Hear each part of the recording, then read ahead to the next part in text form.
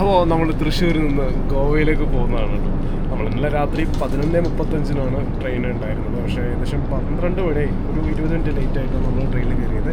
നിങ്ങൾ ഗോവയിലേക്ക് ട്രിപ്പ് പോകുന്നുണ്ടെന്നുണ്ടെങ്കിൽ നിങ്ങൾ യാതൊരു കാരണവശാലും കേരളത്തിൽ നിന്ന് ഗോവയിലേക്ക് പോകാൻ വേണ്ടിയിട്ട് ഈ ട്രെയിൻ നിങ്ങൾ ചൂസ് ചെയ്യാൻ പാടില്ല. പറഞ്ഞുതരാം. അപ്പോൾ നമ്മൾ പോകുന്ന ട്രെയിൻ നമ്മൾ നേരത്തെ പറഞ്ഞതുപോലെ നമ്മൾ രാജധാനി ട്രെയിനിലാണ് പോകുന്നത്. അതും തൃശ്ശൂർ റെയിൽവേ സ്റ്റേഷനിലാണ് കേട്ടോ. ട്രെയിൻ അവിടെ നിന്ന് ഇങ്ങനെ ദൂരെ വന്നുകൊണ്ടിരിക്കുന്നുണ്ട്. ആക്ച്വലി നമ്മൾ ഗോവയിലേക്കൊക്കെ പോകാൻ പ്ലാൻ ഉണ്ടെങ്കിൽ നിങ്ങൾ യാതൊരു കാരണവശാലും രാജധാനി ട്രെയിൻ എടുക്കേണ്ട കാര്യമൊന്നുമില്ല. കാരണം രാജധാനി ട്രെയിൻ മഡ്ഗാവ് റെയിൽവേ സ്റ്റേഷനിലാണ് നിർത്തുന്നത്. നമ്മൾ ഗോവയിലേക്കൊക്കെ പോകുന്നുണ്ടെങ്കിൽ നമ്മൾ പോകേണ്ട റെയിൽവേ സ്റ്റേഷൻ എന്ന് പറയുന്നത് തിവിയ റെയിൽവേ സ്റ്റേഷനാണ്. പക്ഷേ നമ്മൾ പെട്ടെന്നൊക്കെ പ്ലാൻ ചെയ്യുമ്പോൾ നമുക്ക് മറ്റേ ട്രെയിൻ ടിക്കറ്റ് ഒന്നും കിട്ടാൻ ചാൻസ് ഇല്ല. അങ്ങനത്തെ സാഹചര്യത്തിൽ നമുക്ക് ഈ ട്രെയിൻ എടുക്കുക എന്നുള്ളതാണ്.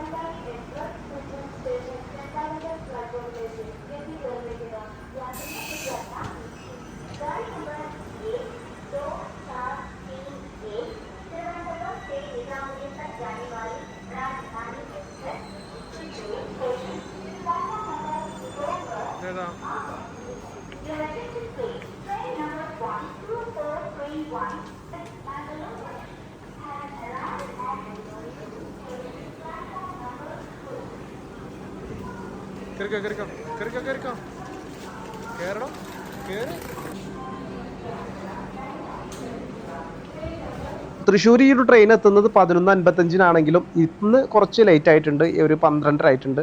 ഏകദേശം നമുക്കൊരു 2 മിനിറ്റാണ് ഇവിടെ സ്റ്റോപ്പ് വരുന്നത്. ഇനി നമുക്ക് ആക്ച്വലി രാത്രി ആയതുകൊണ്ട് തന്നെ ഒന്ന് കയറുക, കിടക്കുക, ഉറങ്ങുക എന്നുള്ള ചിന്ത മാത്രമേ ഉള്ളൂ. കാരണം നമുക്ക് നാളെ പകൽ കംപ്ലീറ്റ് ഗോവയിൽ എക്സ്പ്ലോർ ചെയ്യാനുള്ളതാണ്.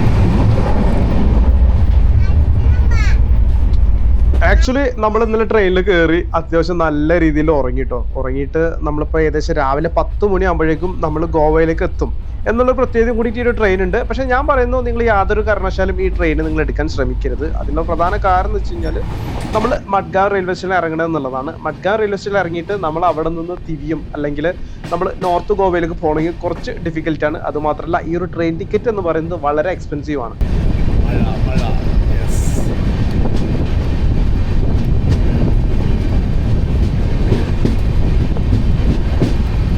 ലൈക്ക് നമ്മൾക്ക് പെട്ടെന്ന് ട്രെയിൻ ടിക്കറ്റ് നമ്മൾ ബുക്ക് ചെയ്തുകൊണ്ട് തന്നെ നമുക്ക് 2 ടയർ AC ആണ് നമ്മൾ എടുക്കേണ്ടി വന്നത്. 2800 രൂപയാണ് ഒരാളുടെ ടിക്കറ്റ് ചാർജ് വരുന്നത്.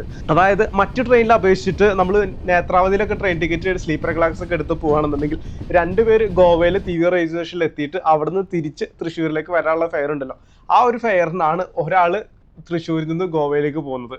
ഇൻക്ലൂഡിങ് ഫുഡൊക്കെ കഴിച്ചാൽ പോലും ക്യാഷ് ആ ഒരു ട്രെയിനിൽ പോയി നമുക്ക് ബാക്കിയുണ്ടാവും.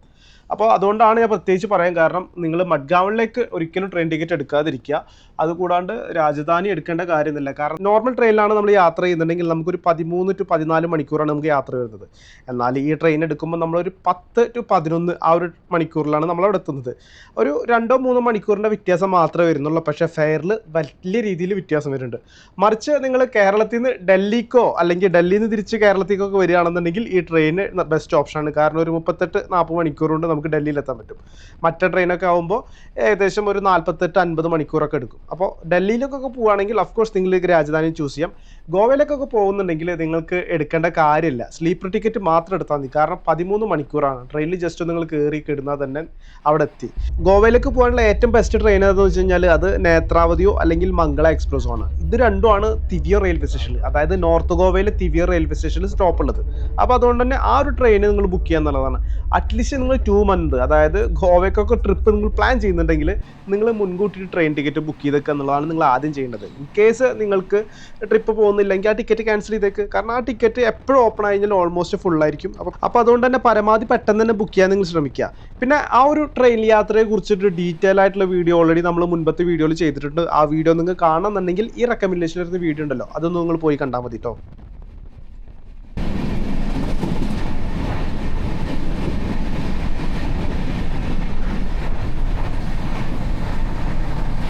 എന്തുകൊണ്ടാണ് ഞാൻ ഈ ഒരു ട്രെയിൻ നല്ലതല്ല എന്ന് പറയാനുള്ളതിന് പ്രധാന കാരണം എന്ന് വെച്ച് കഴിഞ്ഞാൽ, ഒന്നാമത് ടിക്കറ്റിൻ്റെ ഫെയർ. ടിക്കറ്റിൻ്റെ ഫെയർ നമ്മൾക്ക് ചിലപ്പോൾ അഡ്ജസ്റ്റ് ചെയ്യാൻ പറ്റും, കുഴപ്പമുള്ളതല്ല.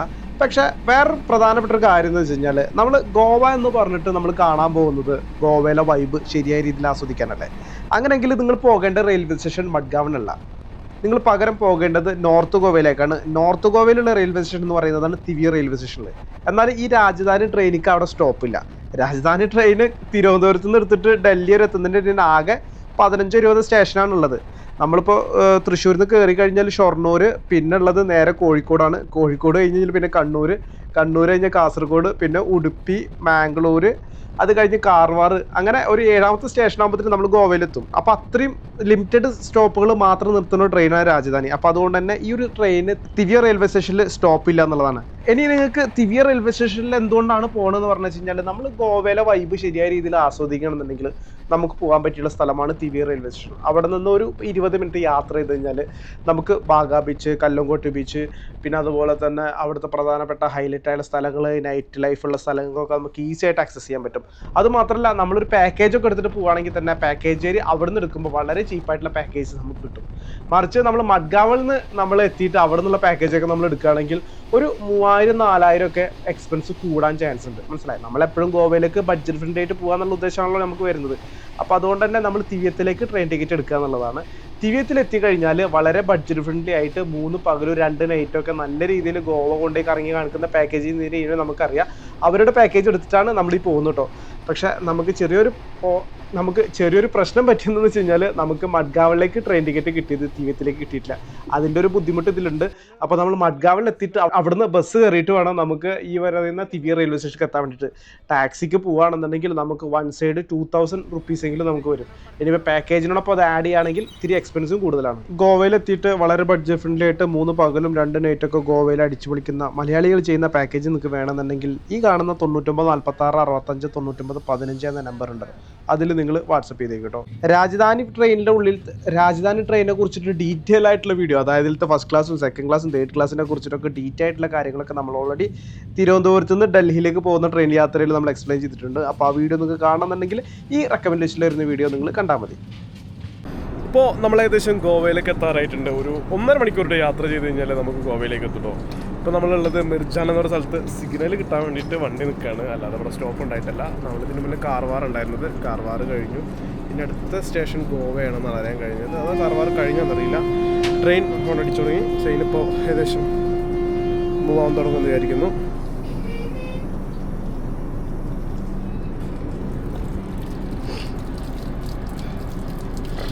राजधानी सुपरफास्ट एक्सप्रेस प्लेटफॉर्म नंबर 1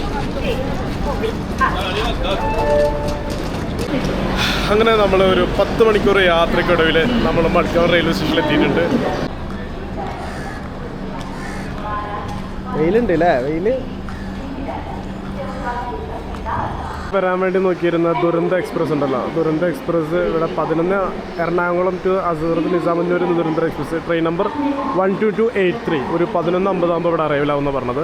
എനിക്ക് തോന്നുന്നു 2:50 കോഴിക്കോട് നിന്നാണ് പുറപ്പെടുന്നത്. പക്ഷേ അതിനേക്കാളും നല്ല രാജധാനി തന്നെയാണ്. രാജധാനി ഇപ്പോൾ 1850 ടിക്കറ്റ് നിരക്ക്. നമ്മൾ 3 ടയർ AC ആണ് വരുന്നത്.